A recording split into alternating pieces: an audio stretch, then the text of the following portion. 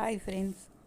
எப்போ தினம் இட்லியா அப்படின்னு கேட்குற பசங்களுக்கும் சரி நமக்கும் சரி போர் அடிச்சிருந்ததுன்னா இந்த மாதிரி பண்ணி வேக வச்சு ஆவியில் வெந்தது ரொம்ப நல்லாயிருக்கும். பண்ணி பாருங்கள், சாப்பிட்டு பாருங்கள். நல்லா இருந்தது, பிடிச்சிருக்குன்னா நல்ல சப்ஸ்கிரைப் பண்ணுங்கள். இட்லி மாதிரி இல்லாமல் இதுவும் ஸ்டீம் பண்ணுறது. தோசைக்கல்லில் போட்டு ரோஸ்ட் பண்ணி சாப்பிட்லாம்.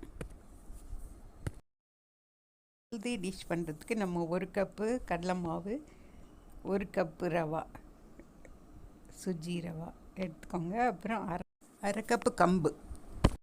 பாஜ்ராவில் எவ்வளோ நல்லதெல்லாம் இருக்குதுன்னு பாருங்கள். அப்புறம் கொஞ்சம் மஞ்சத்தூள், தேவையான அளவு உப்பு, பெருங்காயம் கண்டிப்பாக போடுங்க. நிறையா காய், எவ்வளோ காய் வேணால் போடலாம். நான் ஒரு 100 கிராம் போடுறேன். 100 கேபேஜ், 100 கிரேட்டட் கேரட்டு, உருளைக்கிழங்கு தண்ணியில் செத்தி வச்சுருக்கேன். என்ன அது கருப்பாயிரும், அதில் இருக்க ஸ்டார்ச் எல்லாமும் போகணும். அதுக்காக நான் அதை எடுத்து புழிஞ்சிட்டு போட்டுருங்க. அப்புறம் இஞ்சியும் பச்சை மிளகா கண்டிப்பாக தேவை. இஞ்சி டைஜஷனுக்காக, பச்சை மிளகா கொஞ்சம் காரத்துக்கு. இன்னும் வேணால் நீங்கள் மிளகாத்தூள் கூட போடலாம், நான் போடல. இது பசலைக்கீரை, வீட்டிலேயே இருக்கிற பசலைக்கீரை, ரொம்ப நல்லது. அதுவும் சத்து, ரொம்ப அயன் நிறையா இருக்குது, மினரல்ஸ், விட்டமின்ஸ் எல்லாமே. கொத்தமல்லியும் நிறையா அரிஞ்சு போட்டுட்டு இந்த மாதிரி 1 கப் தண்ணி ஊற்றி இந்த மாதிரி நல்லா கலந்து விடுங்க. அடியிலேருந்து எடுத்து விட்டு நல்லா கலங்க. அது சரி வரலைன்னா இந்த மாதிரி ஸ்பேச்சுலாம் வச்சு பண்ணுங்கள். பாருங்கள், நல்லா கலந்துடுச்சு பாருங்கள். அடியிலேருந்து கலந்துட்டு மூடி வச்சு ஒரு 10 to 20 நிமிஷம் வச்சு மூடிடுங்க. இந்த ரவையெல்லாம் நல்லா ஊறிடும். அப்போ ஒரு தட்டில் க்ரீஸ் பண்ணிக்கணும், எண்ணெய் தடவி. இதை நல்லா கலந்து பாருங்கள், நல்லா சோக்காயிடுச்சு, ஊறிச்சு. இதை நம்ம இந்த க்ரீஸ் பண்ண தட்டில் வெள்ளை எள்ளு பாருங்கள், எவ்வளோ வெள்ளை எள்ளில் நிறைய அயன், மினரல்ஸ், விட்டமின்ஸ் எல்லாமே இருக்குது.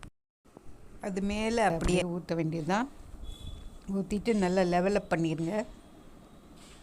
எள்ளு ஒரு ஹெர்பல் செடிங்க பாருங்கள். இது நம்ம ஸ்டீம் பண்ண போகிறோம். அதுக்கு நல்லா சூடாக வச்சுட்டு வெந்நீர் மாதிரி சுட்ட பிறகு இந்த மாதிரி பேனில் அடியில் ஒரு ஸ்டாண்டை வச்சுட்டு இந்த பிளேட்டை வைங்க, மூடிடுங்க. ஒரு 10 நிமிஷம் நல்லா வேகட்டும். 10லேருந்து 15 நிமிஷம் கூட பாருங்கள், நல்லா வேகணும். ஏன்னா நம்ம தடியாக ஊற்றிருக்கிறதுனால மெல்லிசாக ஊற்றுனா சீக்கிரம் ஆயிரும். இந்த மாதிரி சமயத்தில் எடுத்து பார்த்திங்கன்னா, ஒரு கத்தியோ ஏதோ ஷார்ப்பாக எடுத்து வச்சு சொருவிங்கன்னா அது ஒட்டாமல் வரும். இன்னொரு வாட்டி வேணால் பாருங்கள். இதை பாருங்கள், ஒன்றும் ஒட்டாமல் வந்திருக்கு. இந்த மாதிரி சமயத்தில் நீங்கள் ஆஃப் பண்ணி ஆற வச்சிடலாம். பாருங்கள், தொட்டு பார்த்திங்கன்னா ஒட்டவே இல்லை கையில். அதை நம்ம சின்ன சின்ன பீஸாக, ஸ்கொயராக பீஸாக கட் பண்ணிடலாம். அப்படியே எடுத்து நீங்கள் சாஸ், இல்லைன்னா தக்காளி சட்னி, இல்லை பச்சை மிளகா, இஞ்சி, கொத்தமல்லி, புதினா போட்டு அதை அரைச்ச சட்னி கூட சாப்பிட்லாம். அப்படியே சும்மாவே சாப்பிட்லாம். ஸ்கூலுக்கெல்லாம் கொடுத்து அனுப்பலாம். நல்லா சாஃப்டாக இருக்கும். அப்படியே பாருங்கள், எவ்வளோ சாஃப்டாக இருக்குது. அப்படியே சாப்பிட்லாம்.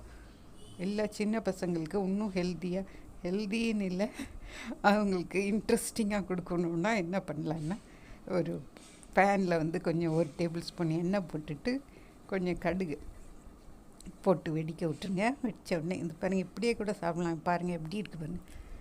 வெடிக்க விட்டோடனே அதில் கொஞ்சம் கருவேப்பிலையும் போட்டுருங்க.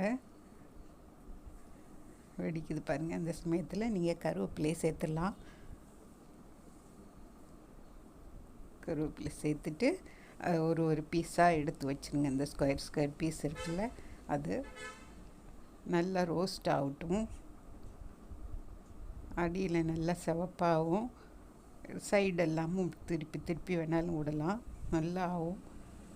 இந்த மாதிரி லேசாக வேணால் இந்த பேனில் இப்படி ஆட்டி விடலாம். அந்த எண்ணெயும் சேர்ந்து அது எல்லா இடமும் பரவலாகவும். பாருங்கள் எப்படி ஆயிடுச்சு. இந்த சமயத்தில் நீங்கள் திருப்பி போட்டுட்டு அந்த சைடும் ரெட் ஆகுற மாதிரி பாருங்கள். ரொம்ப நல்லாயிருக்கும், டேஸ்ட்டும் நல்லாயிருக்கும்.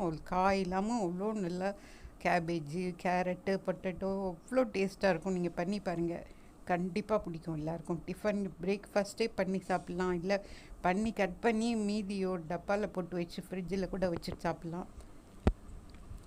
அடுத்த நாள் வச்சு மறுபடியும் ரோஸ்ட் பண்ணி கூட சாப்பிட்லாம். நீங்கள் பாருங்கள், இந்த மீதி இருக்க எண்ணெய் அது அவ்வளோவையும் உரியாது. மீதி இருக்க எண்ணெயில் அடுத்த பேட்ச் போட்டுக்கோங்க. இது பாருங்கள், இது மாதிரி வச்சுட்டு கெச்சப் கூட பருமா